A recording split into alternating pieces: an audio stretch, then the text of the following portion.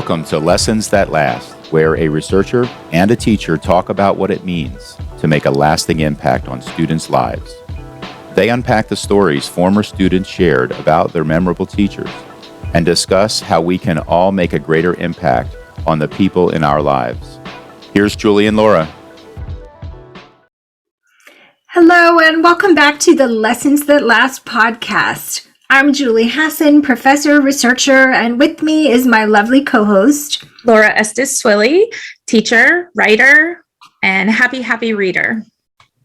And it's summer, so summer reading. What are you reading this summer? Well, I just finished reading Demon Copperhead, which is Barbara Kingsolver's brand new Pulitzer Prize winning piece of fiction.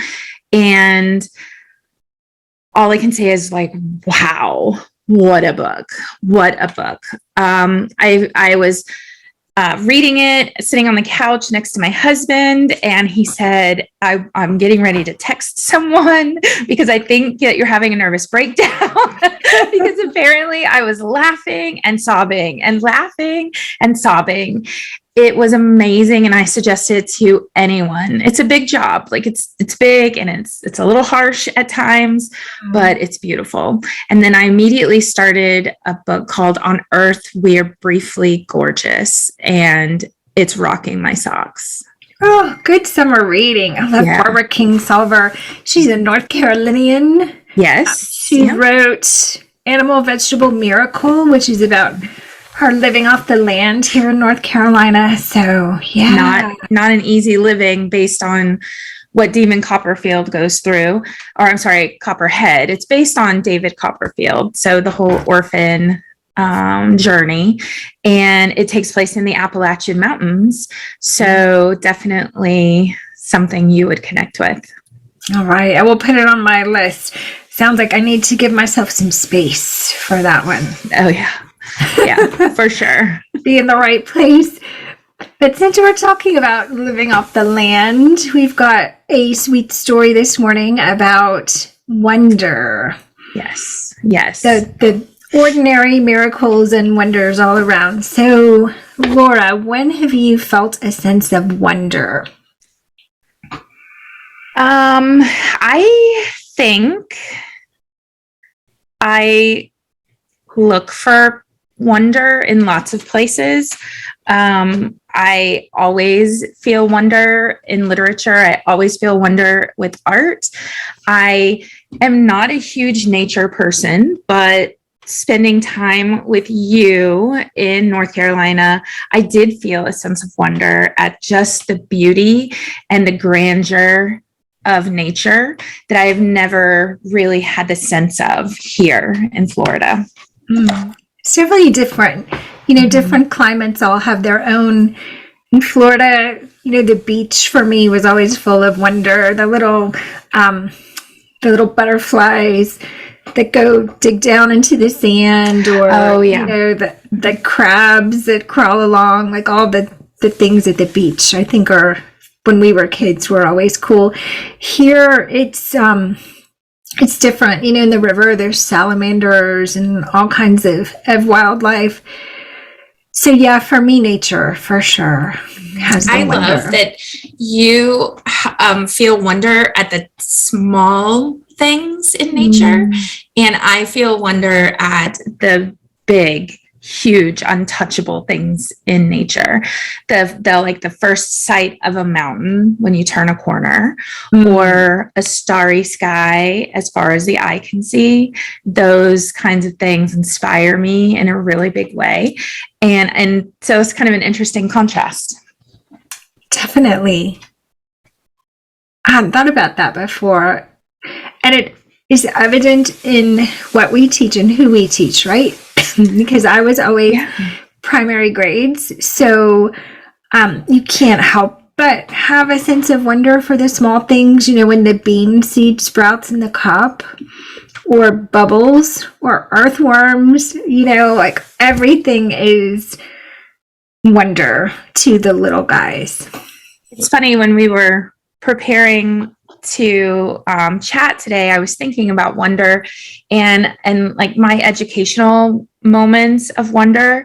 And I thought, I'm sure at some point I felt wonder when they put a little seed in the in the grass in a cup, and I was excited that it sprouted.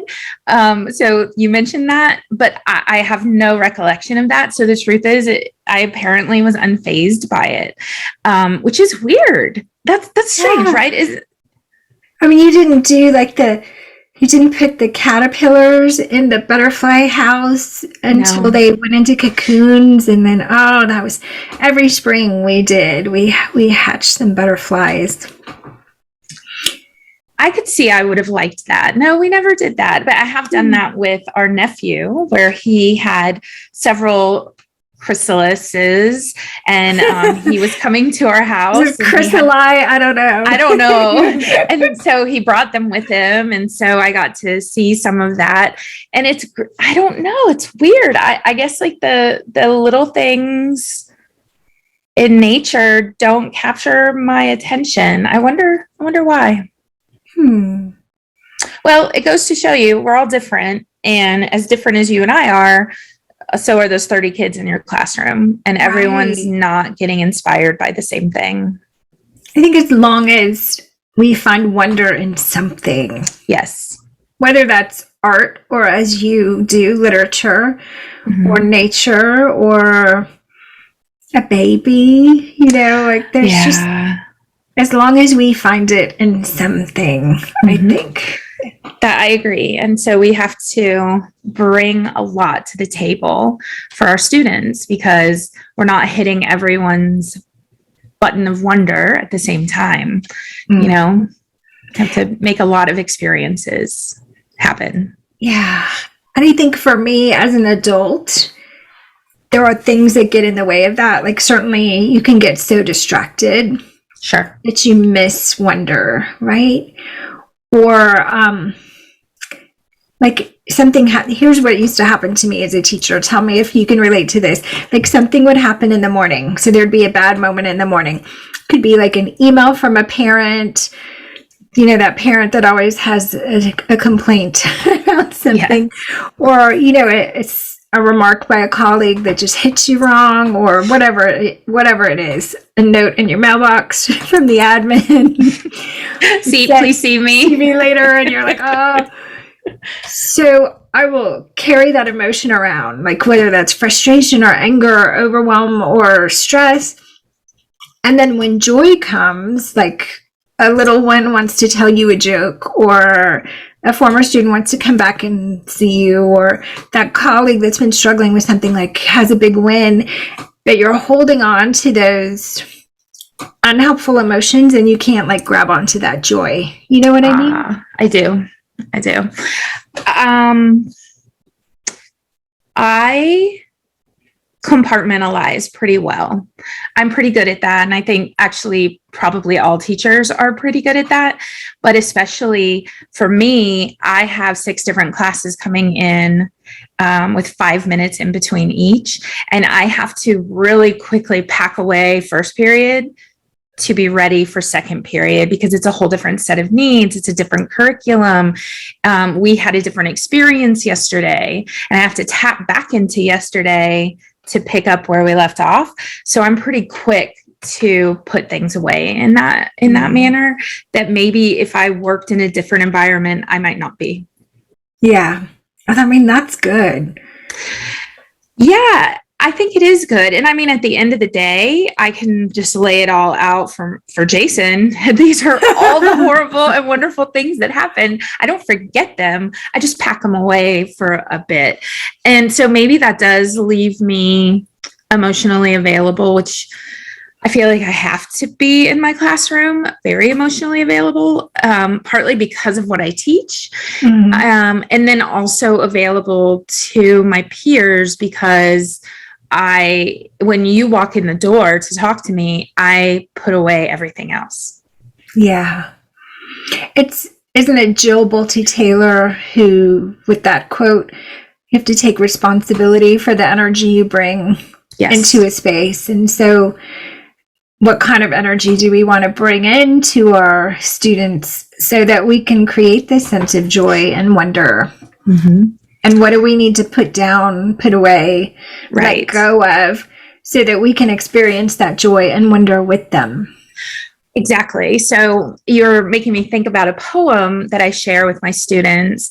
It's called Between the Lines. And it's actually a series of notes between a couple who is breaking up. And it shows you what they wrote and then what they crossed out. And so you look at what they actually sent, but what they wanted to send. And so I might read that 3 times in one day. And it really, really knocks their socks off. They are just stunned by this poem because it's so real and it's in a format they've never seen before. We didn't even know this would be called a poem, and it's so profound. And if I'm going to experience that wonder with 4th period about the poem, I have to let go of 2nd period because I'm doing it on the same day. It's not a year apart. It's multiple times in one day. Yeah. Which is so different from me with my worms and butterflies. And Right. Right. when we are experiencing that together in real time, only this time until next year, Right. Yeah. That sounds exciting, though. I don't know. I don't think that I was cut out for that. 100,000 times we have discovered that I was not cut out to do what you do. And here's another one. And vice versa. Because I can't be talking about breaking up. Cannot be doing the breakup poem 4 times. No, or reading, let's say, for example, Othello by William Shakespeare, that is full of sexual references that you have to actually explain so they know they're there. Nope, not for me. Not for you. Oh, so excitement and wonder and surprise and being with your students as they experience that is what we're talking about today. So Laura, will you read Remi's story about her 2nd grade teacher, Mrs. Kruss? Yes, this is such a sweet, simple story that I love it. Mrs. Kruss was my 2nd grade teacher, and I remember her classroom as a happy and engaging place. She often brought in surprises for us in a big, colorful gift bag. Sometimes it was a new book, a new puzzle, or new markers for the art center. We always got excited when she brought out the bag. One particularly memorable day, she pulled a heat lamp out. She told us that we'd be hatching baby chicks from eggs. She set up a cage in the corner, and the eggs were delivered in the afternoon. We watched and waited for them to hatch. After about a week, we noticed one of the eggs beginning to crack. We watched all day until all 6 of the chicks were out. I have this clear memory of that day, all of us crowded around the cage, talking in excited whispers. It seemed so miraculous that these chirping balls of fluff were once inside eggshells. The hardware store in our town sells baby chicks every spring, and I still find myself standing and watching them. I'm grateful to Mrs. Kruss for that sweet memory. That is a sweet memory. Hatching baby chicks. Jacqueline Cabbage at Stowers, where I was an assistant principal, hatched baby chicks every year. Oh, And it was just, so much fun. they're so cute. Now, I will say, maybe it's a sense of wonder that leads me to, there's a store, I don't know if it's a national chain in Florida called, I am blanking because they don't sell anything I want. It's a very Tractor Supply type store, but it's not Tractor Supply. Right. But this store, Rural King. I'm sorry, it's Rural King. Rural King. If you're from down here, you say Rural King, but it's rural. They have baby chicks, and they have a huge, like the size of my open dinner table, with just baby chicks everywhere. And I am happy to stand in front of those little chirpy chicks for a while. Right. And so I don't know, maybe there's some wonder in that, but I just want to get my hands on them and kiss them. But you're not allowed to do that. A Rural King, they frown upon you. Yeah, there's probably some kind of alert. There's another middle-aged lady kissing the baby chicks. Go get her.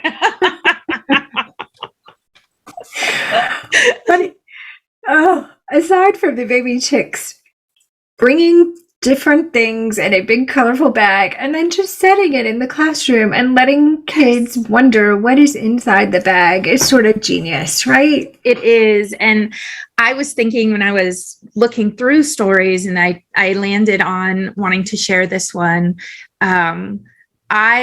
I love gifts. Gifts are my love language. I love to give them. I love to get them. I love to wrap them. I want them to be pretty. And so if I were a student in Mrs. Kruss's classroom, I would have just been beside myself because the bag was there. And that meant a gift. Even though it was a gift for everyone, I was part of everyone. And that would have just like put me over the moon every time that bag came out. I love that. You know, our friend and author Dave Burgess talks about setting up for a lesson like you're cooking on the grill and you don't put your burgers on a cold grill. How do you heat up the grill a little bit and get them ready and get their attention and engage them? And what would do that better than just carrying in a big colorful gift bag and setting it up for a while and letting kids wonder what is in that bag? Yeah. I would have liked that. I would have liked that. So how do you warm up the grill in high school English class? There are so many ways to heat things up in preparation for picking up a new text. So one of the things I like to do, this is with Hamlet, because Hamlet is so juicy. And I always talk to my kids about the juice. You have to get to the juice, right? And so I take 30 juicy quotes, and some of them are about murder, and some of them are about love, and some of them are, like just terrible emotional depression from Hamlet. And everyone gets a quote, and they are at a party, and the only thing they're allowed to say to each other is what's on their quote sheet. And so they go around and they're yelling at each other, proclaiming their love for each other. And by the end, when you've heard all of them, you have a super hot room that has a taste for the flavor of what we're getting ready to start. And I always debrief with them. So what's Hamlet going to be about based on this? And I'll get like 20 answers. And I'm like, yeah, all of those. And now they're ready. Oh, yeah, cool. It's fun. I mean, there's just so many different ways to get kids excited about what's coming. Yes.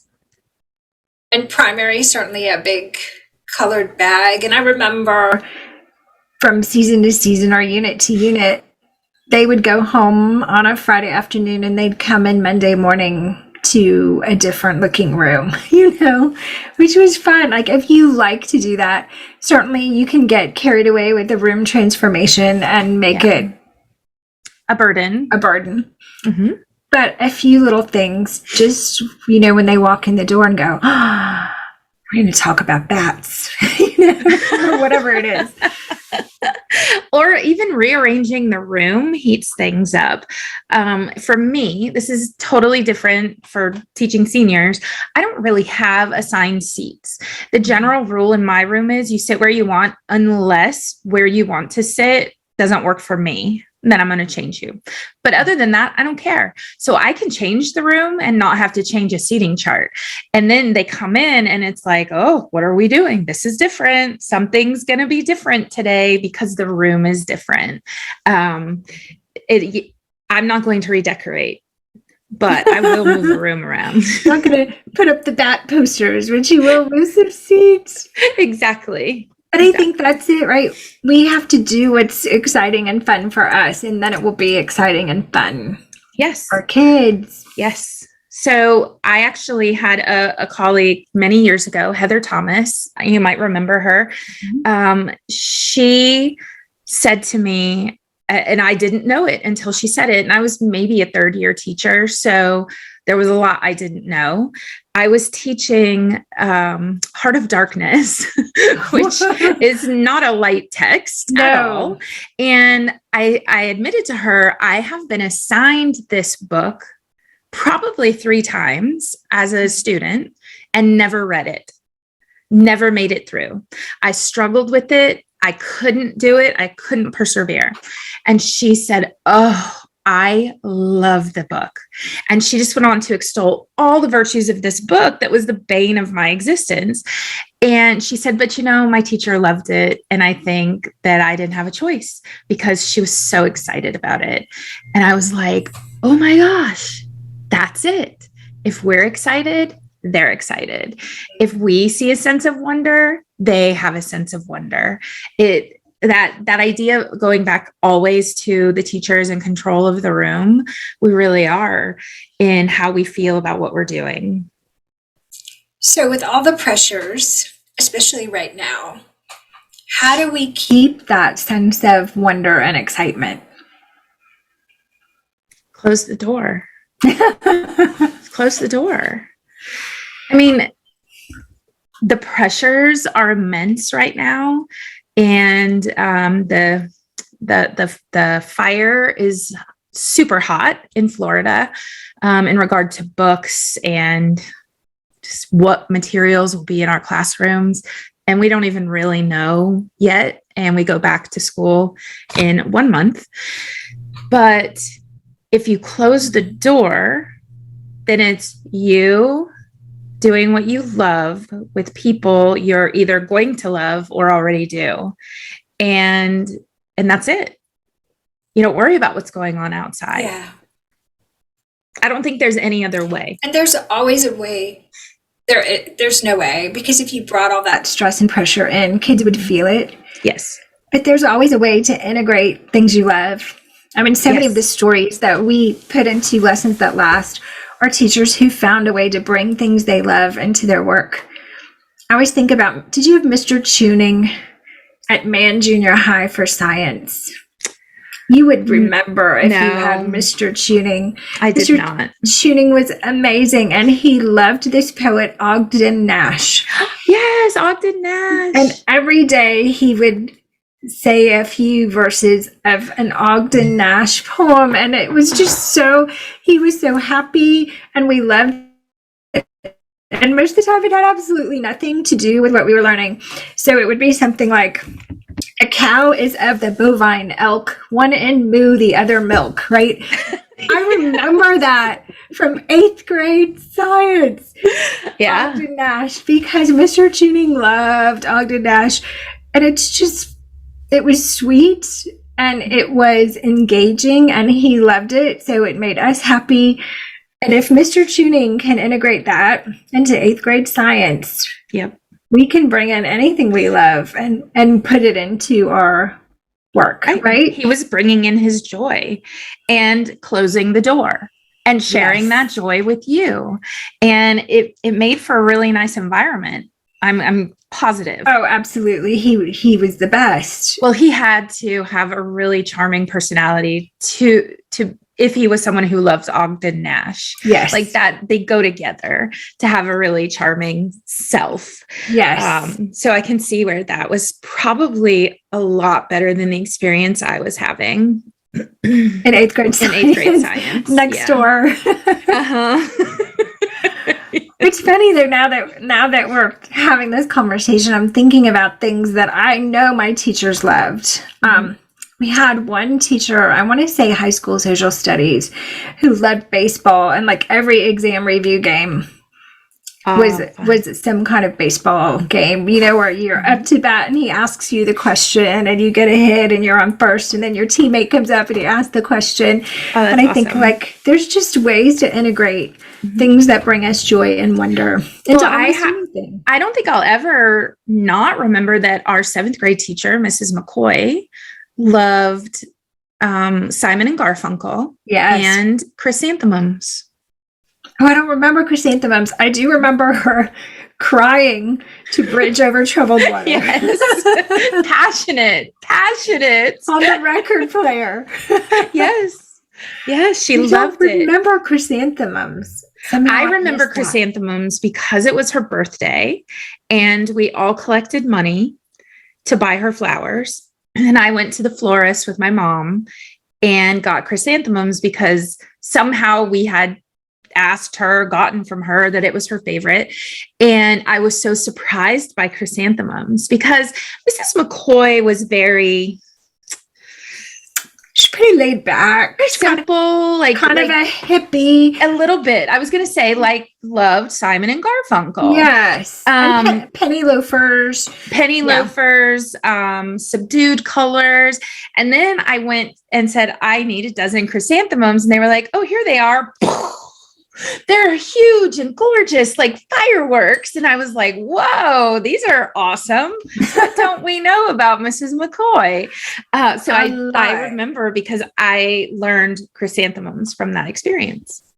Oh, that's sweet. I loved Mrs. McCoy. Yeah, she is the one that read To Kill a Mockingbird with us, didn't she? Did she? I don't remember when. Really? But yes, I think you're right. That's normally it's in ninth grade, but you're right. You're right. I remember reading that with her and thinking, I'd always read young adult books, right? Mm-hmm. Judy Blume, right. all of those, the little series.